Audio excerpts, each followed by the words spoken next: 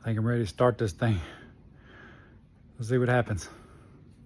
So I have my few little issues I had to work out. The fire extinguisher is here, by the way. Had some wires on the computer that I wanted to make sure it has positive to it when the key's on. If you apply positive to it, it could have burned the computer up if it's in the wrong place. Every bit of them checked out. There's about 5 of them. They were actually good. They were right. Had a weird problem that the power supply to the AEM gauge that I had to make, which is 5 volts, not to the gauge itself, but to the connector that you can read data from, is actually causing an issue.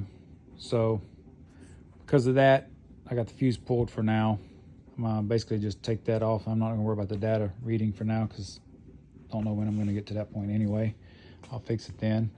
But it was causing my power supply. It was like backfeeding some kind of weird signal into my, believe it or not, into the fuse panel here, and it was causing this fuse panel to cut the voltage off. And it was literally backfeeding all the way to the battery post, which was very strange. But there's that.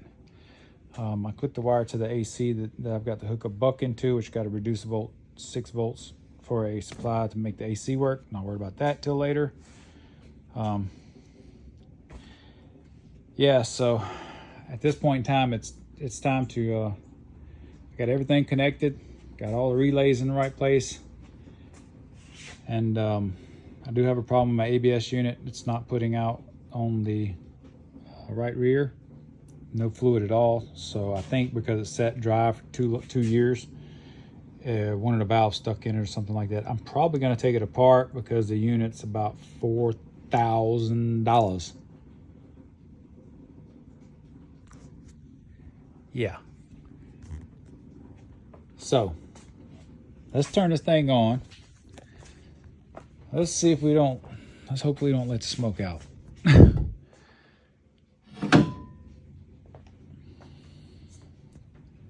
Gauge cluster's coming up.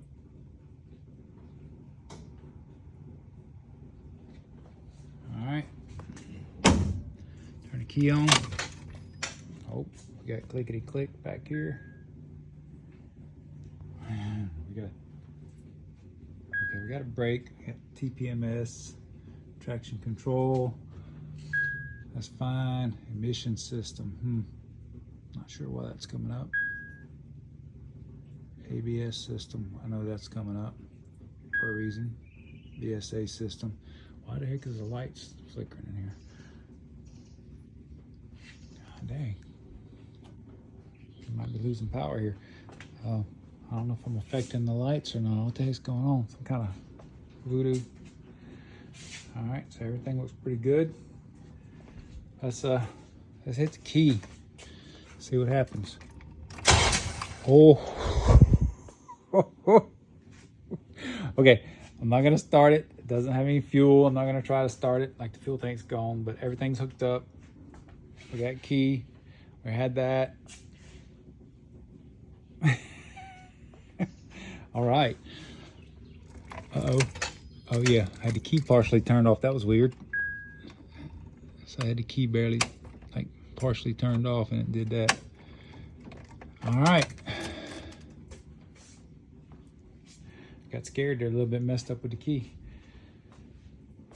Well, heck yeah, man, it turns over. I'm gonna get the fuel tank in here, and oh yeah, one other thing, the vacuum booster. I have a electric over vacuum pump for the booster, and this is the motor right here. Actually, it works. It quit working all of a sudden, but the switch, the vacuum pressure switch, broke, and it's brand new. Like, it only worked for about 20 minutes when we were bleeding the brakes, and it quit. The switch is bad, so the system's still working, still provide voltage. That's going to work. I've ordered a switch, ordered 2 switches just to be safe, to have a spare. I'm trying to find a better brand possibly, because it's from eBay. It's probably some kind of cheap junk, basically, is the reason why it broke. So I'm trying to find a better brand too, but that's kind of getting to be a pain to locate. For now, I'm just gonna go from here. So let's get the fuel tank in this thing and put some fuel in it. All I really need to do is check the fuel wire, make sure the fuel pump's working. If it's working, I'll put the fuel tank in it, and we'll get some gas in this thing, and I'll roll it over till it gets some oil pressure first, and then I'll hook the fuel pump up and see if this thing will fire. But I'm gonna get some help for that. So anyway, pretty cool. Let's yeah, let's turn this off. All right, let's see what this thing does. So something crazy. He was trying to figure out why it wasn't getting fuel. And for some reason, this clip here, the fuel line, wouldn't hold. Look, pops right off. If that thing would have started, it would have sprayed fuel everywhere. So luckily the fuel pump didn't work. I think we got a bad fuel pump, but anyway, it was good luck to me. So that wraps it up for tonight. I'll show you real quick what happened. It wasn't getting fuel, so there's no way it was gonna fire.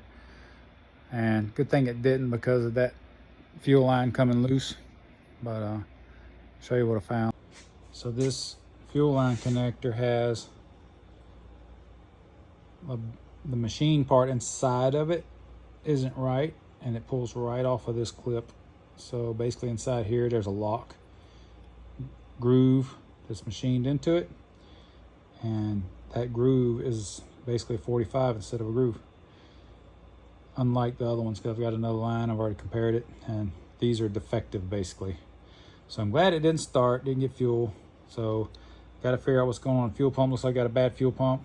I'm sitting up for 3 years now, and I'm gonna fix this line. Other than that, I'm gonna get me a fuel pump and stuff. It's not gonna be ready for cruising the coast. So the plan is put it on the trailer tomorrow and bring it down on the trailer. But I also got it off the lift.